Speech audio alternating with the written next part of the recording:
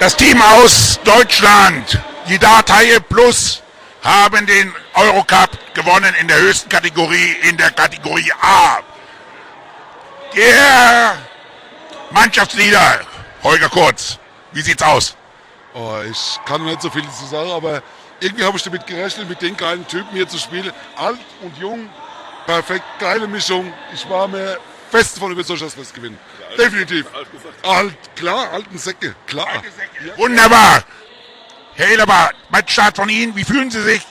Also ich finde also allein schon die Tatsache, dass ich überhaupt damit spielen darf, ist schon super. Das ist schon richtig gut, schön gewesen.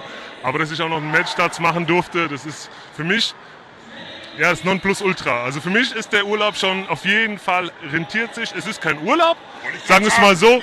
Aber meine Frau ist dabei. Ich freue mich darauf, dass meine Frau dabei ist und die kann es auch miterleben. Und es ist alles super. Also super, es passt. Super. Es passt. Erstmal Applaus für Herrn Ehlerbach, den Matchwinner. Herr Kurz, erster großer internationaler Erfolg. Sehr geil.